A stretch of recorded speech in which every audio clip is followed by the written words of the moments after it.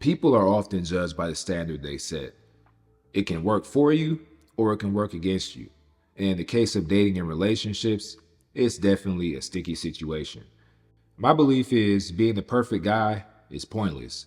And this is something that many guys learn over time when it comes to dealing with women. I always like to say that most relationships are very predictable from the outside looking in, especially when you have the details. And so the first thing I said was that people are judged by the standard they set. And yes, that's just how it is when it comes to women. If you start off spectacularly, once you start dipping below that, it can become a problem. Most relationships have a plot line. It starts somewhere at the bottom, then it goes up, and eventually peaks. But then after that, it usually plateaus in one way or the other. So when you zoom out, a lot of men look at relationships from a flattened, steady line perspective. Once it gets to a certain point, they'd rather keep it around that level. Basically saying, let's just keep the ball moving and keep steady.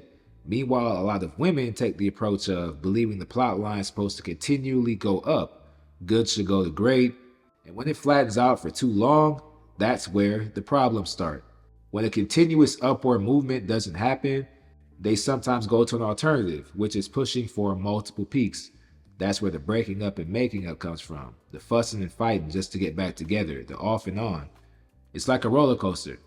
It doesn't matter if you're a good guy or a bad guy. This is how a lot of relationships happen.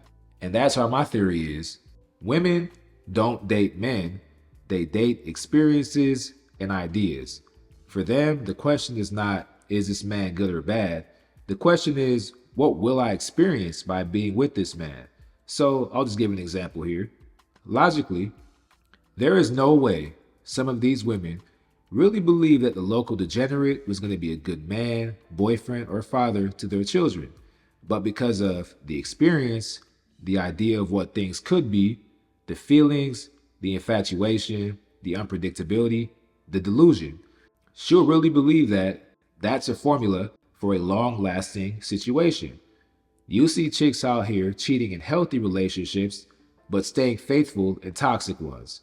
Some will even go as far as dating other women just to see how lovely that is. Simply put, these kinds of women love the toxic experience. And the worst thing for them is being with a good man. It becomes super obvious when you see a lifetime bad boy chaser change her type. Then for the first time, when they date a good guy and he says no to something, or he doesn't do something that she considers is right, she will almost hold him in higher contempt than the man who always did everything wrong. Now, I do believe that the good guy, bad guy thing is a bit simplistic. I think there's more to it than that, but there's definitely a contrast there for sure. Because look, if you know women, you know that nobody makes more excuses for a terrible man than a woman who is infatuated with him.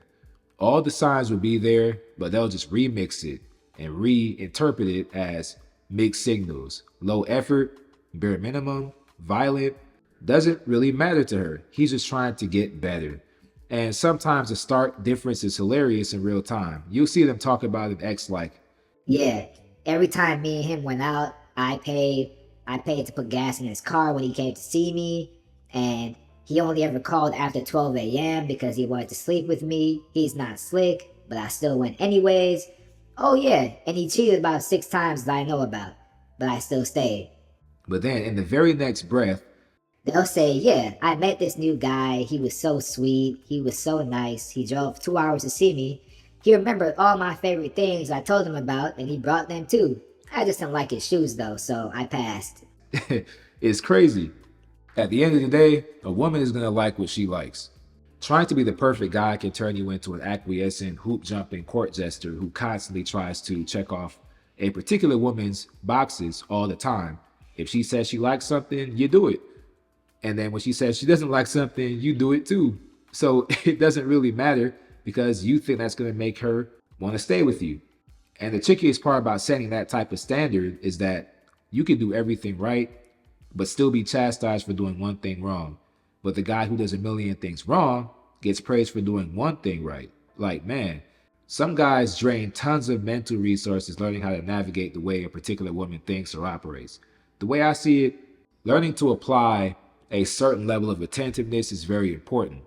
Yes, you can do great things for a woman, but you have to know when to draw that line.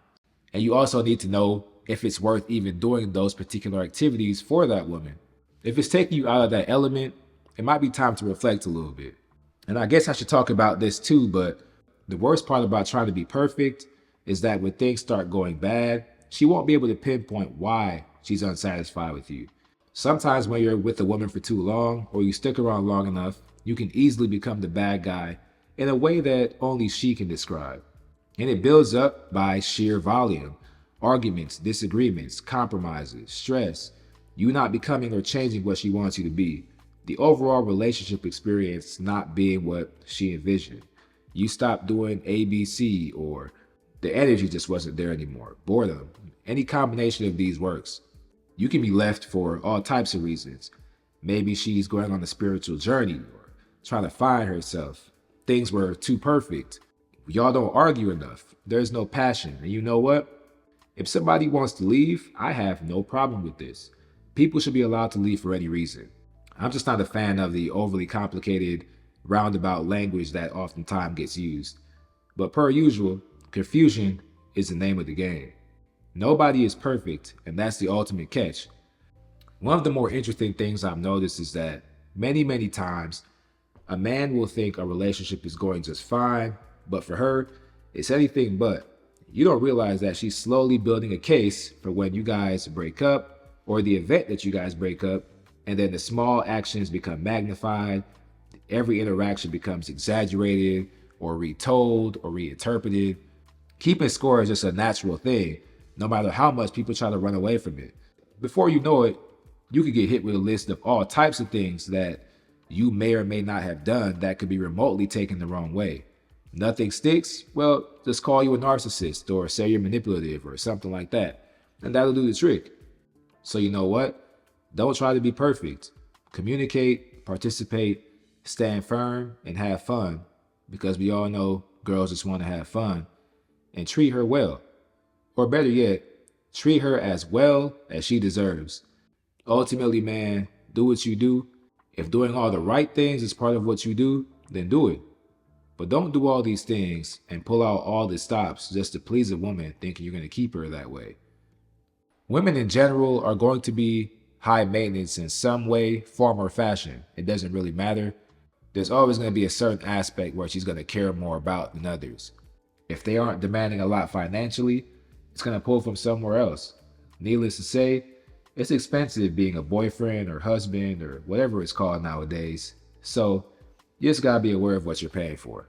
So anyways, I appreciate you for making it this far. If you did, check out my newsletter where I give notes just like this straight to your inbox. Subscribe to this channel for more. And as always, until next time, peace.